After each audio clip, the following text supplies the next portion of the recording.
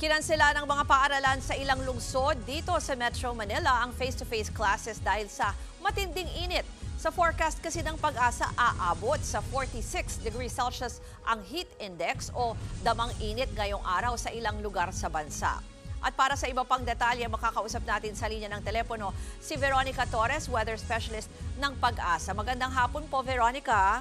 Magandang hapon din po sa inyo, pati na rin po sa ating matang subaybay. Itong yung forecast nyo na mataas na heat index, saan ba ito? Sa Metro Manila lang ba ito at may iba pang lugar?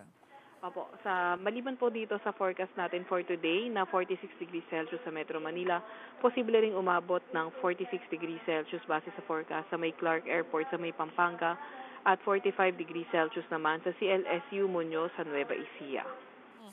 Pero Veronica, bakit ganyan? Hindi pa naman ito dahil summer na, no? Hindi pa. So ngayon naman ay ito ay dry season. Napapalapit na tayo sa dry season. Opo, although ngayon amihan season pa rin naman po tayo. So pero ibig sabihin magtutuloy-tuloy na ganito? Mataas po yung tsansa na magtuloy-tuloy na po ito. Although sa may bandang Northern Luzon, posible pa rin na hindi ganun ka init dahil posible pang bumalik yung epekto ng amihan. Okay. Pero ito, tinitingnan nga natin, no, yung 46 degrees Celsius dito sa Metro Manila. Halimbawa, pag ganyan, ano ba ibig sabihin kasi when you say heat index? Diba? Iba pa yan dun sa actual temperature. Opo, yung air temperature po, ayun po yung actual na nakuha sa observation po natin sa ating mga synoptic station. Kapag heat index naman, ito yung nararamdamang init ng katawan natin at ang kinocompute natin ito gamit yung air temperature, pati na rin yung alinsangan o halumigmig o yung tinatawag nating relative humidity. Ito yung nararamdaman natin na init. Pero yan ba halimbawa mas usually mataas dito sa syudad dahil siguro yung mga buildings or may concrete kumpara dun sa mga open spaces? May epekto ba yan? Posible po dahil yung mga concrete na mga establishment is nakaka-absorb din po ito ng init. Okay. So pwedeng kaya minsan siguro parang mas mainit talaga dito sa city kumpara sa kung lalabas ka medyo sa may mga probinsya, ano? Opo, possible po kasi mas marami po mga establishments po dito sa city po. So ibig sabihin bukas, halimbawa doon sa mga kasi nag-cancel na nga ng face-to-face classes sa ibang lugar, doon sa gustong magplano pa for tomorrow, mga ilang araw ba ito dito sa Metro Manila o doon sa ibang lugar? Nakikita natin na may 2-day forecast kasi tayo para sa heat index. Yung para sa ngayon at bukas sa Metro Manila, posible pa rin umabot ng 46 degrees Celsius. Although, mas magandang antayin natin mamaya alas 5 mag-update ito muli. Okay. Pero halimbawa yung Muñoz nyo, 49 degrees Celsius yung yung heat index dyan?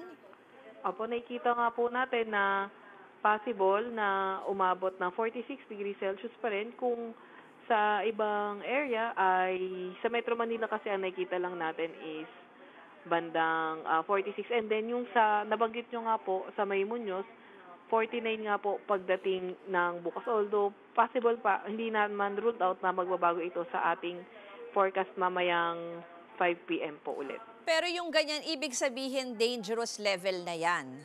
Opo, mapanganib na po ito.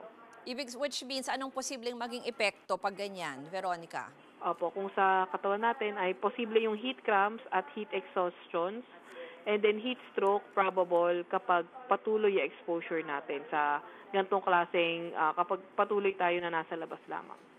Pero at the same time, halimbawa may napansin ko rin kasi minsan mahangin pa rin, ano? Opo. Ano naman ang dahilan ba't may malalakas na hangin pa rin tayo? Opo, possible pa rin naman dahil nasa may amihan season pa rin naman po tayo. And then, possible pa rin naman na kahit mainit tuwing umaga, may kalamigan pa rin naman sa gabi. Pero pag nag-terminate tayo, possible talaga yung mainit na panahon na maranasan po natin. Okay. Maraming salamat kay Veronica Torres, weather specialist ng Pag-asa.